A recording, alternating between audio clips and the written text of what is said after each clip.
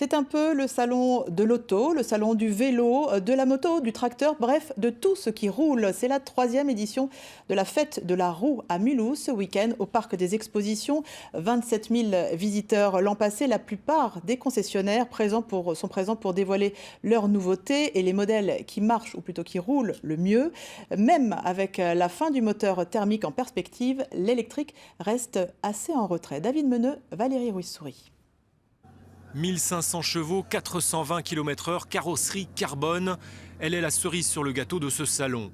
La Chiron, dernière née de chez Bugatti, la voiture pour les plus riches que riches. Technologie dernier cri, mais un bolide qui se nourrit toujours de pétrole.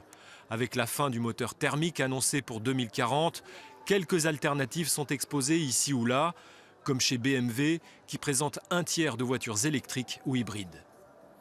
Les gens maintenant commencent à être rassurés, commencent à connaître des personnes qui roulent déjà en électrique. Donc la mentalité des gens et leur façon de se déplacer, je veux dire, est en train d'évoluer. Et avec tout ce qu'on entend, avec les villes qui vont fermer de plus en plus, je veux dire, l'accès aux véhicules thermiques traditionnels, c'est une très bonne alternative. Les très gros diesels sont en chute libre, mais globalement, les stands restent au thermique. L'électrique peine encore à convaincre la majorité des automobilistes. J'ai déjà essayé, j'y vois pas vraiment du plaisir. Vous préférez le diesel ? Non, je préfère pas le diesel. Je peux me retourner vers de l'essence, mais pas vraiment aller vers l'électrique. En termes de part de marché, aujourd'hui, 98% du marché automobile, il se fait malgré tout en thermique. Il n'y a aucun doute là-dessus.